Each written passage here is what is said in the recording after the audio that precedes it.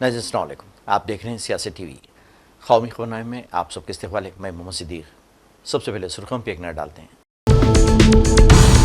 Article 370 के लिफाज और राम मंदिर ट्रस्ट की तश्कील में अहम अदा करने वाले ज्ञानेश्वर कुमार को हुकूमत ने नया चीफ इलेक्शन कमिश्नर मुकर्रर कर दिया। अपोजिशन की तशवीश। मामले की सुप्रीम कोर्ट में ज़ेर इल्तिवा होने के बावजूद चीफ इलेक्शन कमिश्नर के तकर्रुर पर अपोजिशन ने उठाए सवाल।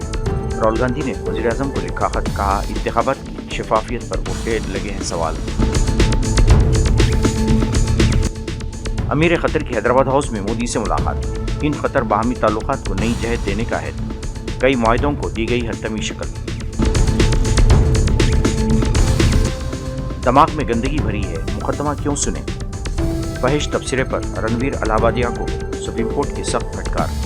पासपोर्ट जब्त करने का दिया हुक्म, गिरफ्तारी पर भी लगाई रोक। नई सुर्खियां, अब खबरों की तफसील पेश है। हुकूमत ने ज्ञानेश कुमार को नया चीफ इलेक्शन कमिश्नर मुकर्रर कर दिया है। वज़ारत कानून की जानिब से जारी करदा नोटिफिकेशन के मुताबिक वो 26 जनवरी 2029 तक अपने ओहदे पर बरकरार रहेंगे। ये तकर्रुरी नए कानून के तहत अमल में आई है, जिसके मुताबिक चीफ इलेक्शन कमिश्नर और दीगर इंतखाबी कमिश्नर्स की तकर्रुरी के लिए वज़ीर-ए-आज़म लोकसभा में कायद हिज़्ब इख्तिलाफ और एक नामजद मरकज़ी वज़ीर पर मुश्तमिल कमेटी फैसला करेगी। लोकसभा में कायद हिज़्ब इख्तिलाफ राहुल गांधी ने इस तकर्रुरी की मुखालिफत करते हुए कहा कि कमेटी की साख्त गैर मुतवाज़िन है, क्योंकि इससे सुप्रीम कोर्ट के चीफ जस्टिस को हटा दिया गया है। पीर को मुनक़िदा इजलास में हुकूमत ने 5 नामों की तजवीज़ दी, जिनमें ज्ञानेश्वर कुमार भी शामिल थे। ताहम राहुल गांधी ने इस पर एतराज़ किया और सुप्रीम कोर्ट में इस कानून के खिलाफ दायर दरख्वास्त का हवाला दिया। इसके बावजूद हुकूमत ने इनकी मुखालिफत को नज़रअंदाज करते हुए ज्ञानेश्वर कुमार की तहर्री का ऐलान कर दिया। हुकूमत की जानिब से चीफ इलेक्शन कमिश्नर की तकर्रुरी पर अपोजिशन लीडर राहुल गांधी ने सख्त एतराज़ करते हुए वज़ीर-ए-आज़म नरेंद्र मोदी और वज़ीर दाखिला को इख्तिलाफी नोट पेश किया है। इन्होंने इस फैसले को सुप्रीम कोर्ट के अहकामात की खिलाफ वर्जी करार देते हुए कहा कि यह जमहूरियत और इंतखाबी अमल की शफाफियत के लिए ख़तरनाक है। राहुल गांधी ने इख्तिलाफी नोट में वाज़ेह तौर पर लिखा, एक आज़ाद और खुद मुख्तार इलेक्शन कमीशन की सबसे बुनियादी शर्त यह है कि चीफ इलेक्शन कमिश्नर और दीगर कमिश्नरों की तकर्रुरी का अमल किसी भी हुकूमती मुदाखलत से आज़ाद हो। सुप्रीम कोर्ट के फैसले को नज़रअंदाज करते हुए मोदी हुकूमत ने कमेटी से चीफ जस्टिस ऑफ इंडिया को खारिज कर दिया है, जिससे लाखों वोटर्स के जहनों में इंतखाबी अमल की शफाफियत पर संगीन खदशात पैदा हो गए हैं।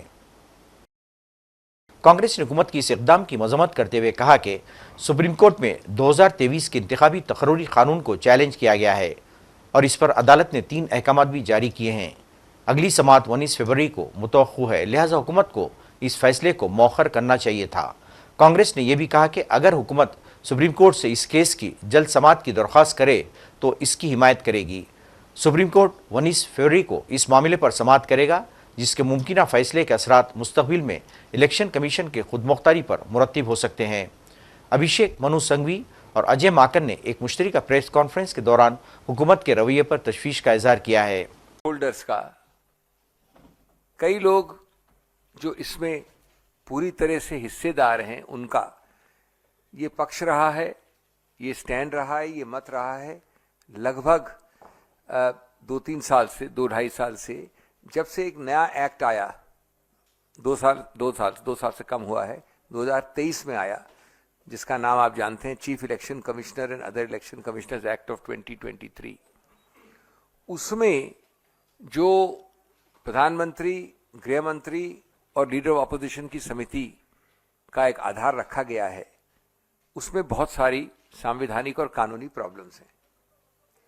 ऐसी कई प्रॉब्लम्स रखी गई उच्चतम न्यायालय के समक्ष, और उच्चतम न्यायालय ने 2 मार्च 2023 को, यानी आज से लगभग 2 वर्ष पहले, एक जजमेंट है अनूप बरनवाल करके, उसमें पूरे संविधान की जांच की, विश्लेषण किया और कहा कि ये आवश्यक है हमारे गणतंत्र और हमारे गणतंत्र की निष्पक्षता और समतल जमीन के लिए कि जो सीईसी और ईसी चुने जाएं, उनकी समिति में माननीय प्रधानमंत्री हों, माननीय मुख्य न्यायाधीश भारत के हों सीजेआई, और माननीय एलओपी हों। ये निर्णय है 2 मार्च 23 का। मैं आपको तकनीकी या कानूनी चीज़ों से बोर नहीं करना चाहता, मैं आपको उसका एक अंश पढ़ना चाहता हूं अंग्रेजी में। पैरा 9 में उच्चतम न्यायालय ने कहा है, the executive alone being involved in the appointment ensures that the commission becomes and remains a partisan body and a branch of the executive. एक शब्द बहुत महत्वपूर्ण है। The independence of the commission is intimately interlinked with the process of appointment. ये आप सबके WhatsApp में सब ये भिजवा रहे हैं आपको मटेरियल सामग्री। उसके बाद पैरा 165 में बड़ा विस्तृत निर्णय है, मैं सिर्फ कुछ ही अंश बता रहा हूं आपको। कहते हैं election commissioners including the chief election commissioner blessed with nearly infinite powers and who are to abide by the fundamental rights must be chosen. Hindustan के दौरे पर आए कतर के अमीर शेख तमीम बिन हम्माद अल सानी का आज राष्ट्रपति भवन में रस्मी इस्तकबाल किया गया। सर जमहूरिया द्रौपदी मुर्मू और वज़ीर-ए-आज़म नरेंद्र मोदी ने राष्ट्रपति भवन के सहन में कतर के अमीर का रिवायती इस्तकबाल किया। वो 2 रोज़ा दौरे पर पीर की रात यहाँ पहुँचे थे। उनकी आमद पर मोदी ने प्रोटोकॉल तोड़कर ज़ाती तौर पर हवाई अड्डे पर उनका पुरतपाक इस्तकबाल किया था। शाम को अमीर सदर जमहूरिया मुर्मू से मुलाकात करेंगे। राष्ट्रपति भवन में उनके एजाज़ में इशाइया दिया जाएगा। इसके बाद वो रात को अपने मुल्क वापस चले जाएंगे। बाद में अमीर कतर शेख तमीम बिन हम्माद अल सानी ने दिल्ली के हैदराबाद हाउस में वज़ीर-ए-आज़म नरेंद्र मोदी से मुलाकात की और इस मौके पर कतर का वफ़द भी मौजूद था। इस मुलाकात में बाहमी ताल्लुकात को नई जहत देने का अहद किया गया, जबकि कई माहिदात को भी हतमी शक्ल दे दी गई। उत्तराखंड में 27 जनवरी को एक सिविल कोड नाफिज कर दिया गया, जिसके बाद इसके कई पहलुओं पर बहस छिड़ गई है। खास तौर पर लिव इन रिलेशनशिप के लाजमी रजिस्ट्रेशन के मामले पर सवाल उठाए जा रहे हैं। कई अफराद इस शर्त को निजी ज़िंदगी में मुदाखलत करार दे रहे हैं। इसके पेश नज़र हाई कोर्ट में इस कानून को चैलेंज किया गया है। 23 साला शख्स की दायर करदा दरख्वास्त पर समाअत के दौरान उत्तराखंड हाई कोर्ट के चीफ जस्टिस जी नरेंद्र ने कहा कि हुकूमत ने लिव इन रिलेशनशिप पर पाबंदी आयद नहीं की, बल्कि सिर्फ इसका रजिस्ट्रेशन लाजमी करार दिया है। इन्होंने सवाल उठाया कि जब लोग बगैर शादी के खुलेआम साथ रह रहे हैं तो रजिस्ट्रेशन से राजदारी कैसे मुतासिर हो रही है। उत्तर प्रदेश असम्बली का बजट इजलास मंगल को यानी आज शुरू हो गया है, जहां पहले ही दिन समाजवादी पार्टी के अराकीन ने ज़बरदस्त एहतजाज किया। जैसे ही गवर्नर आनंदीबेन पटेल ने अपना खिताब शुरू किया, एसपी अराकीन ने नारेबाजी शुरू कर दी, जिसके सबब ऐवान में शोरगुल देखने को मिला। ऐवान में अंग्रेज़ी ज़बान को मुतारिफ करवाने के मसले पर भी हंगामा हुआ। दूसरी जानिब वज़ीर आला योगी ने उर्दू पर एतराज़ जताते हुए एक बार फिर शरंगेज़ बयान जारी करते हुए कहा कि उर्दू पढ़ाने का मतलब बच्चों को मुल्ला बनाना है। उपभाषाएं हैं, यानी हिंदी की बेटियां हैं। भाषा की समृद्धि के आधार है और हमें इसका स्वागत करना चाहिए। ये सदन साहित्यिक, केवल विशुद्ध साहित्यिक और व्याकरण से के विद्वानों की नहीं है। आम जन का प्रतिनिधित्व करने वाले माननीय सदस्य समाज के विभिन्न तबके से आए हैं। अंतिम पायदान पर बैठे हुए व्यक्ति की आवाज को भी इस सदन में मुखरता मिले, इसके लिए अगर किसी को हिंदी में वह धारा प्रवाह नहीं बोल सकता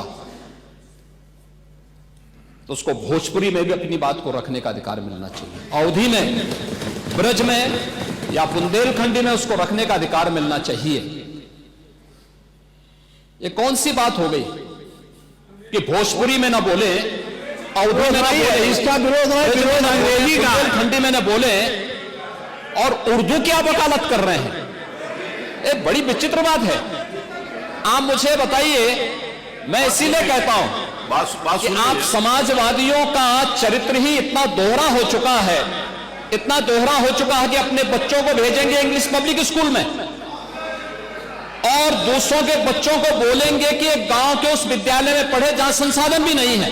ये दोहरा आचरण और जाकी रही भावना जैसी प्रभु मूर्ति देखी तिन तैसी, यह तो आचरण आप लोगों का है। इसीलिए आपने कल भी भोजपुरी का विरोध किया, अवधी का विरोध किया, बुंदेलखंडी का विरोध किया और आप लोग अपने दैनिक जागरण में, दैनिक जीवन में इस प्रकार के आचरण के आदी हो चुके हैं। और इसलिए अध्यक्ष जी, इसका अभिनंदन हम लोग करते हैं और इन बोलियों को सम्मान मिलना चाहिए। इनके संरक्षण के लिए ही हमारी सरकार भोजपुरी एकेडमी का गठन कर रही है, अवधी एकेडमी का गठन कर रही है संत तुलसीदास जी के नाम पर।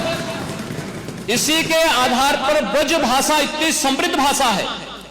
सूरदास जी ने अपनी सभी रचनाएं उसी भाषा में दी हैं। संत तुलसीदास जी ने अपनी कालजयी रचना रामचरितमानस, जो इस सदन में ही नहीं, उत्तर भारत के अंदर और भारत से प्रवासी हुए जितने भी ऐसे लोग हैं जो मॉरिशस में या दुनिया के फिजी में या दुनिया के किसी देश में गए, उनके संकट काल में रामचरितमानस ही तुलसीदास जी का अवधी भाषा में रचा गया रामचरितमानस ही उनका सहारा बना था। और आज जब उसको सम्मान मिल रहा है तो आप उसका विरोध कर रहे हैं। बड़ी विचित्र सी स्थिति है। आप हर अच्छे कार्य का समाज, आज के यही ढोंग है आप लोगों का, यही ढोंग है। हर अच्छे कार्य का आप विरोध करेंगे, हर अच्छे कार्य का आप विरोध करेंगे। हर अच्छा कार्य जो प्रदेश के हित में है, देश के हित में है, आप उसका विरोध करेंगे। और मुझे लगता है इस प्रकार के विरोध की निंदा होनी चाहिए और हम इसका समर्थन करते हैं जो उत्तर प्रदेश की बोलियों को सम्मान मिल रहा है।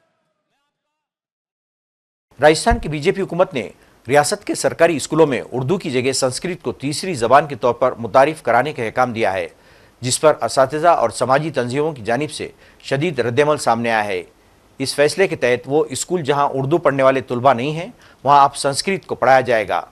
रियासत के महकमे सानवी तालीम ने बीकानेर के Napasar government higher secondary school में उर्दू अदब की जगह संस्कृत अदब को शामिल करने के हुक्म जारी किया है, जो अप्रैल 2025 से नाफिजुल अमल होगा। इससे कबल जयपुर के महात्मा गांधी सेकेंडरी स्कूल और कई दीगर स्कूलों में भी ऐसे ही अहकाम दिए जा चुके हैं। नाज़रीन, आखिर में सुर्खियों पे एक ऑनर। आर्टिकल 370 के निफाज और राम मंदिर ट्रस्ट की तश्कील में अहम अदा करने वाले ज्ञानेश्वर कुमार को हुकूमत ने नया चीफ इलेक्शन कमिश्नर मुकर्रर कर दिया। अपोजिशन की तशवीश। मामले की सुप्रीम कोर्ट में ज़ेर इल्तिवा होने के बावजूद चीफ इलेक्शन कमिश्नर के तकर्रुर पर अपोजिशन ने उठाए सवाल। राहुल गांधी ने वज़ीर-ए-आज़म को लिखा खत, कहा इंतखाबात की शफाफियत पर उठे लगे हैं सवाल। अमीर क़तर की हैदराबाद हाउस में मोदी से मुलाकात। हिंद क़तर बाहमी ताल्लुकात को नई जहत देने का है, कई मुआहदों को दी गई हतमी शक्ल। दिमाग में गंदगी भरी है, मुकदमा क्यों सुने। फहिश तबसरे पर रणवीर अलाहाबादिया को सुप्रीम कोर्ट की सख्त फटकार। पासपोर्ट जब्त करने का दिया हुक्म, गिरफ्तारी पर भी लगाई रोक।